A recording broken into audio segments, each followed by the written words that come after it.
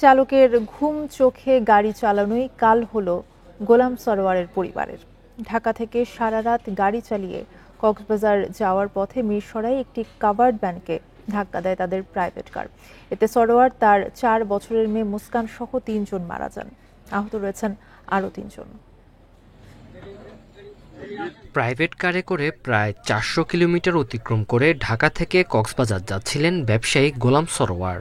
সঙ্গে ছিলেন স্ত্রী, 2 সন্তান সহ 7 জন।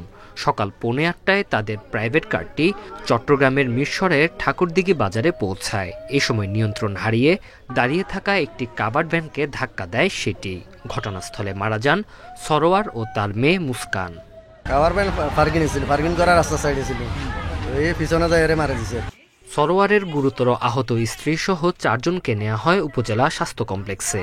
সেখান থেকে 2 জনকে চট্টগ্রাম মেডিকেলে পাঠানো হয়। সেখানে মারা যান ব্যবসায়ী সাগর হোসেন। ঢাকা চাকরি করতো, কে চাকরি করতো এটা আমরা জানি না। তো মাঝে মাঝে চট্টগ্রামতে জিনিস আইসা নেওয়া, ফার্নিচারের কিছু জিনিসপত্র মালিকা পাঠাইলে নিয়ে যাইতো। পুলিশের ধারণা, ঘুম চোখে নিয়ে গাড়ি চালানোর কারণে এই দুর্ঘটনা ঘটেছে। ভোরবেলা রাতের বেলা আসতেছিল চট্টগ্রামে যাওয়ার উদ্দেশ্যে। তো এই সম্ভবত ড্রাইভার যিনি ছিলেন সম্ভবত ওনার ঘুমিয়ে গেছিলেন।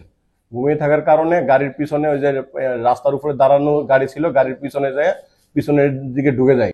দুর্ঘটনা কবলিত গাড়ি 2টি হেফাজতে নিয়েছে পুলিশ। Independent news.